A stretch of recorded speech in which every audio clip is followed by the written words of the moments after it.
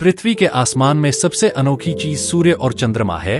सूर्य अपनी जगह पर है और पृथ्वी उसका चक्कर लगा रही है। वहीं पृथ्वी का चक्कर चंद्रमा लगाता है, जो उसका प्राकृतिक उपग्रह है। किसी ग्रह की कोई वस्तु चक्कर लगाए तो वह उपग्रह कहलाता है। जल्द ही पृथ्वी के 2 चंद्रमा होंगे।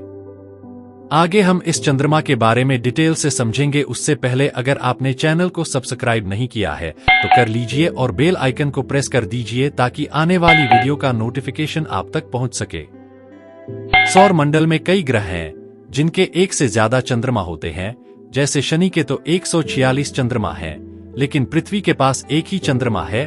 वैज्ञानिकों का कहना है कि जल्द ही एक अस्थायी मिनी मून हमें मिल सकता है, यानी तब पृथ्वी के पास कुछ समय के लिए 2 चंद्रमा होंगे।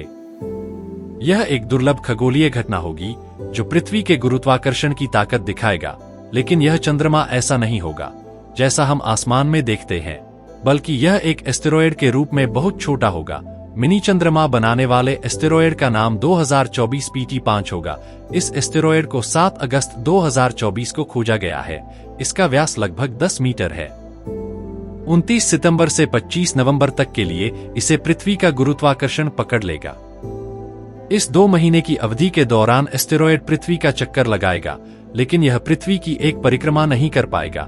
25 नवंबर 2024 के बाद यह पृथ्वी के गुरुत्वाकर्षण से बाहर निकल जाएगा और एक बार फिर सूर्य की परिक्रमा करने लगेगा।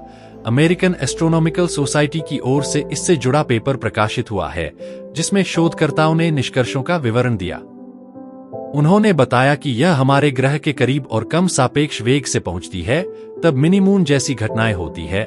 इस कारण एस्टेरॉयड की भूकेंद्रित ऊर्जा घंटों, दिनों या महीनों के लिए नकारात्मक हो जाती है, लेकिन चक्कर पूरा किए बिना वह अपने रास्ते पर निकल जाती है।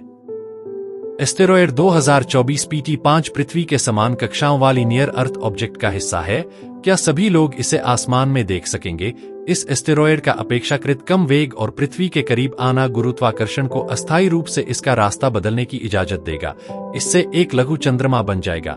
पहले भी पृथ्वी के लघु चंद्रमा रहे हैं।